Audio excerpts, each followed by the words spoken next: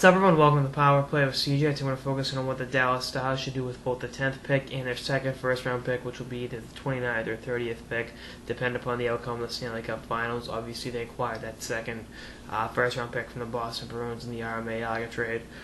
First off, start with the 10th pick. That's where all the pressure is going to be on, I think, to draft a high-impact player. And if you've seen my mock draft, I got them taking Lindholm.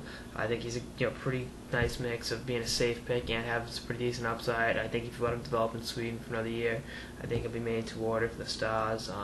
Really plays a good all-around game and fits what I think the front office in Dallas is trying to do.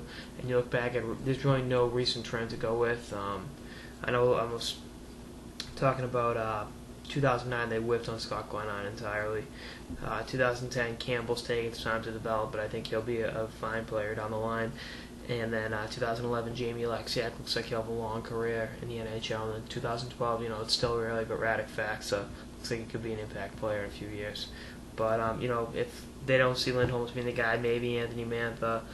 He's a good mix of size and skill, and the only player eligible in this draft that scored 50 goals.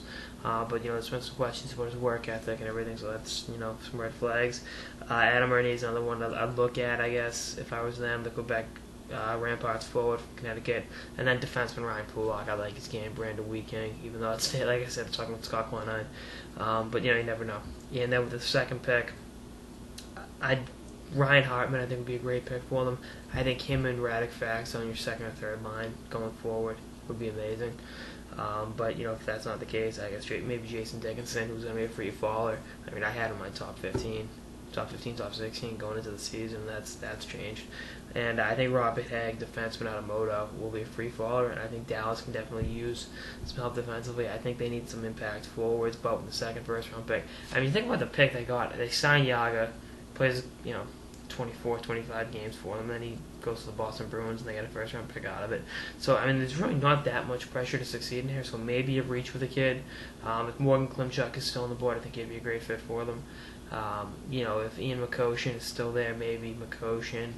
But, there's a number of different things they can do with this pick, and, I think the 30th pick they've got some flexibility with. I think the 10th pick they have to get right because they've missed the playoffs the last 5 years. They traded away Brandon Morrow.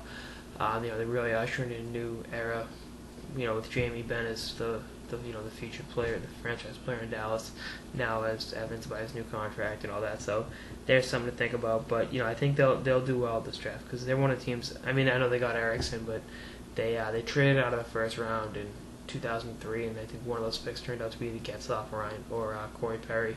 So that's, kind of like whoops. But this will be, I think, a game-changing draft for the front office in Dallas. They'll be in good shape going forward. Anyway, that's on this episode of the Power Play with CJ and what the Dallas Stars should do with the 10th pick and either the 29th or 30th pick in the 2013 NHL entry draft. Stay tuned for more episodes throughout the playoffs and beyond. Later, guys.